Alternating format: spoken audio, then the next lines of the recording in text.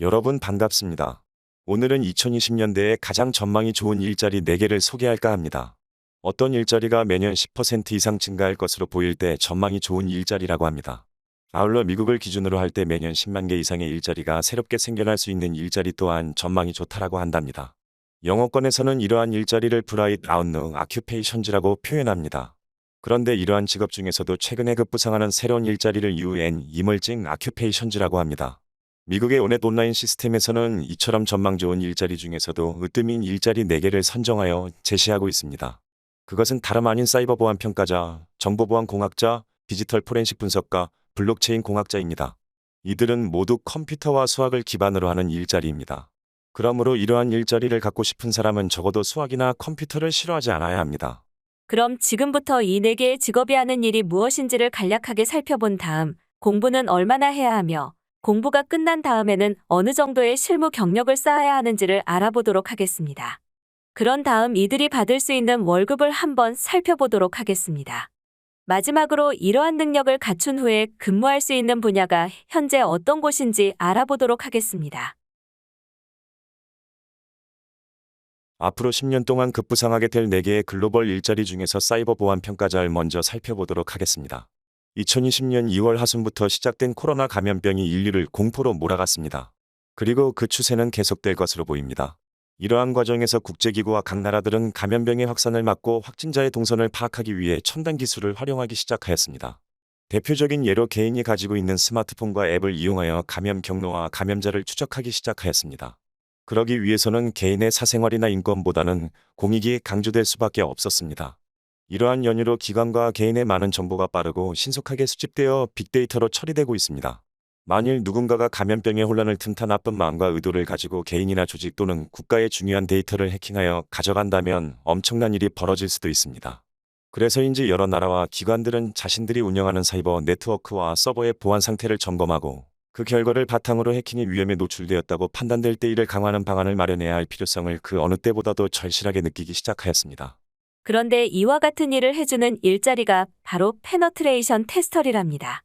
줄여서 펜 테스터리라 부르기도 하는데요. 우리말로는 사이버 보안 평가자쯤으로 표현하면 될 것으로 보입니다. 이들은 자신이 소속된 기관과 정부의 승인 아래 그 조직에서 운영하는 사이버 네트워크 시스템에 침입을 시도합니다. 그리고 그 과정에서 쉽게 뚫리는 부분을 찾아낸 다음 보완하는 방안을 제시해줍니다.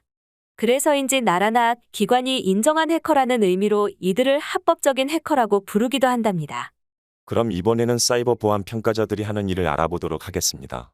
첫 번째, 가장 먼저 사이버 네트워크를 구성하고 있는 서버와 하드웨어 장치의 온도가 적정한지 점검하고 혹시 파손된 부분은 없는지 살핍니다. 그리고 천둥, 번개나 누수와 같은 자연재해에 노출되어 있는지도 점검합니다. 두 번째, 사이버 네트워크가 수집하여 관리하고 활용하는 데이터와 관련된 소프트웨어를 분석한 다음 네트워크의 내부와 외부에서 해킹을 시도하여 취약한 부분을 찾아냅니다. 세 번째, 네트워크의 기능과 접근 방식을 단순화하여 통합합니다. 네 번째, 노출된 허점에 대한 보안 방안을 마련합니다. 다섯 번째, 강화된 보안 시스템의 허술한 부분을 뚫고 들어올 해킹 툴을 개발합니다. 여섯 번째, 해킹 툴을 이용하여 네트워크의 내부와 외부에서 해킹을 시도합니다. 일곱 번째, 보안의 약점에 대한 근본적인 원인을 분석하기 위해 포렌식 기술을 이용합니다. 여덟 번째, 알려진 해킹 방법과 새로운 해킹 유형을 종합하여 분석합니다. 아홉 번째, 해킹 결과 취약한 부분을 찾아내어 해결 방안과 함께 프레젠테이션 자료를 제작하여 관계자와 의사결정권자가 이해하기 쉽도록 설명합니다. 열 번째, 유무선을 통해 침투가 예상되는 허술한 부분을 강화할 수 있도록 관계자들에게 솔루션을 제공합니다.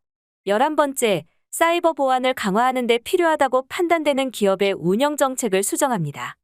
12번째, 해킹 과정에서 발견된 기술적인 또는 절차상의 문제점과 이를 해결하는 방안을 정리하여 결과 보고서를 작성하여 전달합니다. 두 번째로 소개할 일자리는 정보보안 공학자입니다. 20세기까지는 조직이나 국가 사이의 갈등을 해결하는 데 주로 물리적인 무력이 사용되었습니다. 그러나 21세기에 들어서면서부터는 이해관계의 충돌이나 갈등이 물리적인 공간보다는 사이버 공간에서 많이 발생하고 있습니다. 정보기술의 발달로 인해 이러한 현상은 해킹 공격과 방화벽을 이용한 방어라는 사이버 전쟁의 양상으로 점점 더 확대되고 있습니다. 이러한 연유로 해킹 공격을 예상하고 방어하는 시스템을 설계하고 구축하여 운영할 수 있는 정보보안 공학자의 중요성이 높아지고 있습니다. 따라서 정보보안공학자는 자신이 소속되어 있는 기관에서 사용하는 서버와 네트워크를 보호하기 위한 정책을 수립하고 절차를 마련하여 사용자가 안전하게 정보를 검색하거나 전송할 수 있도록 방화벽과 같은 보안 기술을 설계하고 구축하여 운영하면서 정기적으로 업그레이드하는 일을 합니다. 이러한 일을 하는 사람을 영어권에서는 Information Security Engineers라고 부른답니다.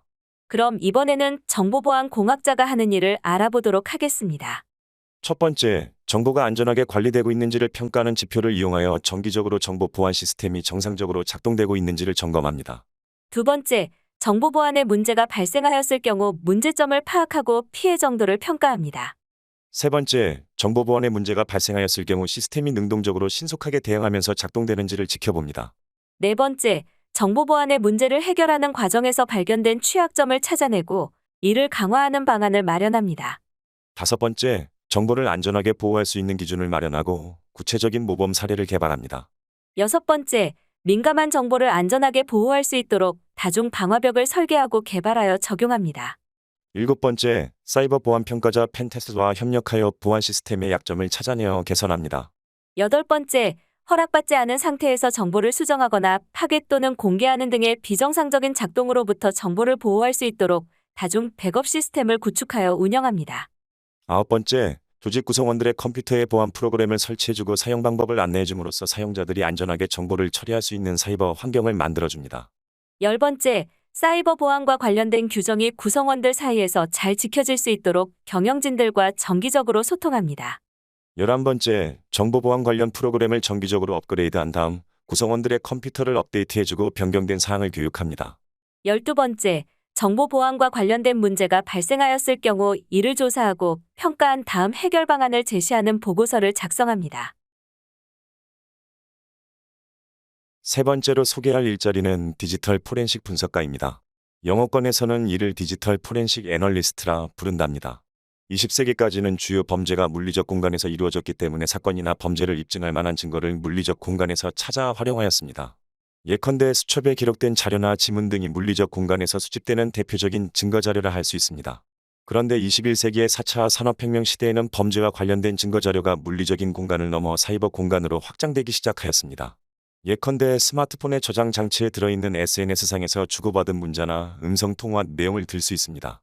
그래서 범죄 혐의를 받는 사람들은 자신이 사용하고 있는 컴퓨터나 전화기의 저장 장치를 훼손하거나 숨기는 경우가 있습니다.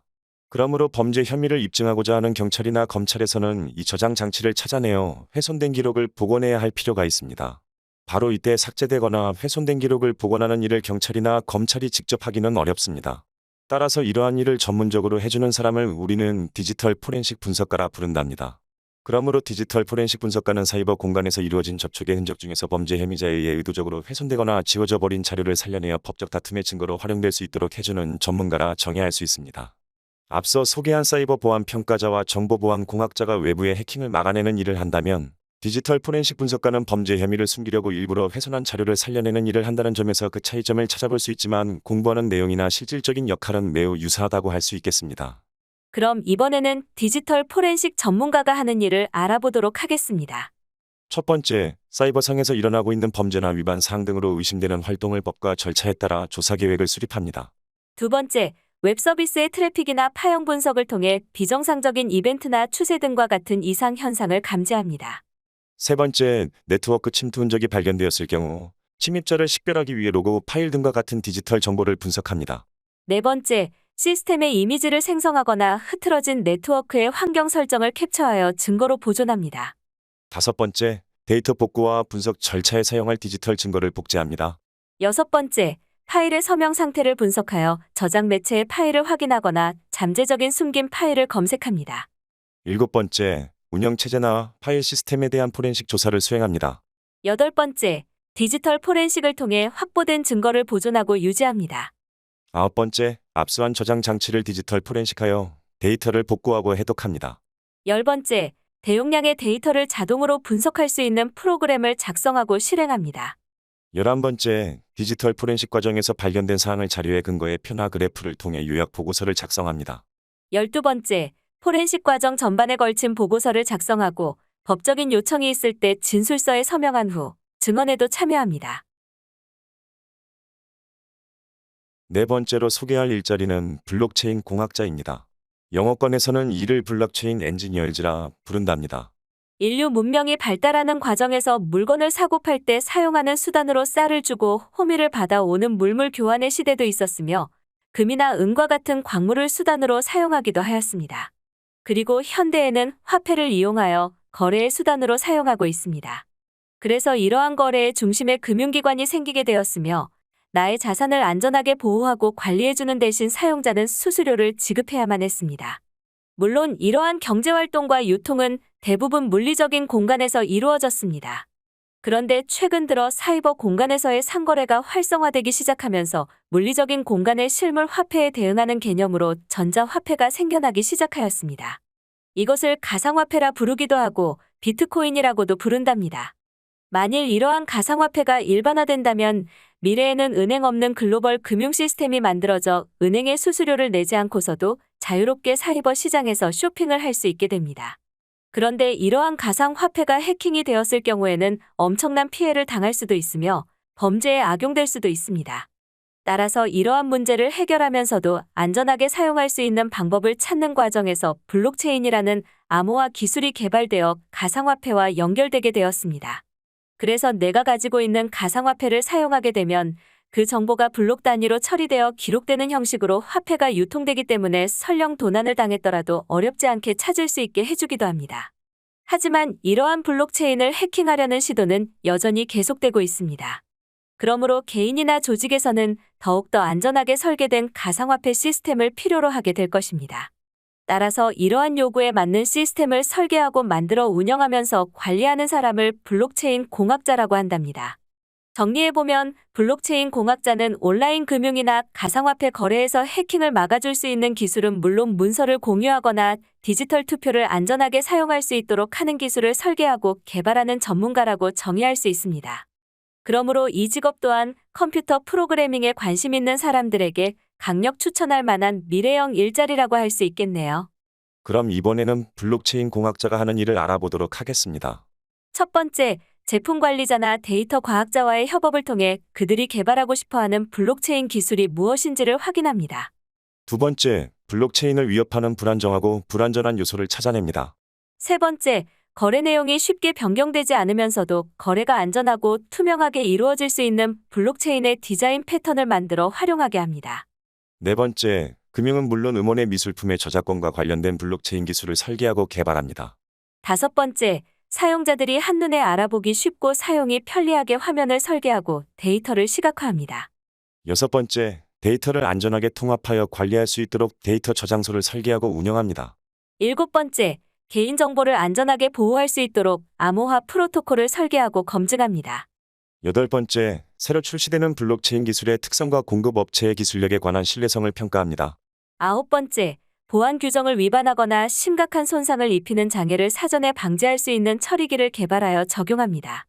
열 번째, 많은 사람이 동시에 거래할 때 발생할 수 있는 문제를 방지하기 위해 블록체인 기술의 기반이 되는 네트워크를 정기적으로 점검합니다.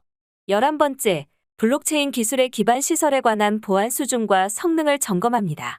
12번째, 개인은 물론 기관 사용자들과 서버에서 사용하는 응용 프로그램을 정기적으로 수정하여 업데이트합니다. 앞에서는 앞으로 10년 동안 새롭게 급부상할 것으로 보이는 4가지 일자리가 왜 생겨났는지와 그들이 하는 일에 관해 설명하였습니다. 그럼 지금부터는 이런 일자리를 얻기 위해 어느 정도의 공부와 실무 경력이 필요한지 한번 알아보도록 하겠습니다.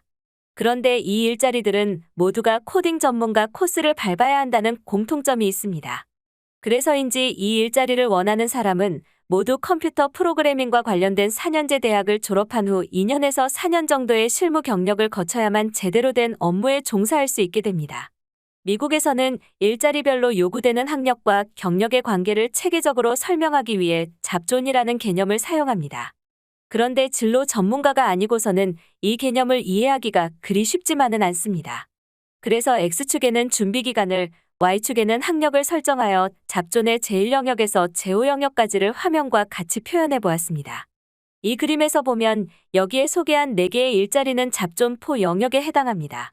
그러므로 이 분야에서 일하고 싶은 사람은 대학 4년과 2년에서 4년의 준비기간을 합해 6에서 7년 정도의 기간이 필요하다는 점을 참고하여 진로 결정에 활용하기 바랍니다. 이번에는 이러한 일자리에서 일하게 되면 받게 되는 월급에 관해 설명하도록 하겠습니다. 위에 소개한 학력과 경력을 갖게 된 사람들이 받게 되는 연봉은 화면에 제시한 것처럼 우리 돈으로 약 1억 1,100만 원 정도를 받게 됩니다. 이것을 월급으로 환산하면 약 1천만 원 정도가 되고 이것을 다시 시급으로 환산하면 약 5만 4천 원 정도가 됩니다. 같은 일을 하는 사람들이 받는 보수의 경우 그 사람의 능력과 회사의 여건에 따라 차이가 날 수 있습니다. 그러하기 때문에 이 분야에 종사하는 사람들의 급여가 가장 작은 사람부터 오름차순으로 정렬한 다음 한가운데 있는 사람의 값을 대표값으로 정하여 화면과 같이 중앙값으로 제시한다는 점 또한 참고하기 바랍니다. 이번에는 이런 능력을 갖춘 사람들을 필요로 하는 곳이 어디인지 알아보도록 하겠습니다. 이 일자리의 경우 모두가 비슷한 일을 함으로 채용하는 기관의 비율도 화면과 같이 비슷합니다. 먼저 첨단 과학기술 분야에서 약 27% 정도를 채용하고 있으며 다음으로는 국방부와 같은 정부기관이나 공공기관에서 22% 정도를 채용합니다. 그리고 나머지는 정보나 금융 및 보험 등에서 51% 정도를 채용하고 있습니다. 여러분들이 대학원까지 공부하여 연구소와 같은 곳에서 일할 수도 있고 안정적인 공무원 신분으로 일하고 싶으면 정부나 공공기관을 목표로 하면 될 것입니다. 그리고 자유롭게 활동하고 싶으면 일반 기업이나 벤처기업에서 프리랜서로 활동할 수도 있습니다. 다른 일자리들은 모두 인공지능을 탑재한 로봇으로 빠르게 대체되더라도 이 분야는 당분간 많은 사람을 필요로 할 것으로 보입니다. 이미 일반 기업들에서는 이러한 능력을 요구하기 시작하였으며 조만간 공무원 시험에서도 이와 유사한 능력을 요구하게 될 것으로 보입니다. 그렇다면 수학이나 컴퓨터를 특별하게 좋아하지도 싫어하지도 않을 경우 과연 이 일자리들이 나에게 맞는 것일까? 라는 궁금증이 들 수도 있습니다. 그래서 이번에는 여러분들의 이러한 궁금증을 해소할 수 있는 간단한 방법을 소개하도록 하겠습니다. 화면에는 5점 척도로 만들어진 5개의 질문이 있습니다. 이것에 대해 스스로 질문하여 해당 점수를 모두 더한 다음 그 합계 점수가 19점 이상이면 도전해보기 바랍니다. 만일 19점 미만일 경우에는 다른 분야의 일자리를 탐색해볼 것을 추천합니다. 참고로 이 5문항의 경우 통계 기법을 활용하여 타당도와 신뢰도 검증을 마친 것이기 때문에 크게 걱정하지 않고 사용하여도 됨을 알려드립니다. 마지막으로 조언을 해드린다면 우리나라에서 수학 성적이 보통인 학생의 경우 세계적으로는 우수한 집단에 포함될 수도 있습니다. 학교의 수학 성적에 너무 집착하지 말고 조금 전에 자가 진단해본 결과를 바탕으로 진로를 결정하고 대학에 진학한 다음 전문적인 것을 공부하면 된답니다. 그럼 오늘의 이 정보가 여러분들의 진로 탐색과 결정에 조금이나마 도움되었기를 바라면서 마무리하도록 하겠습니다. 수고하였습니다.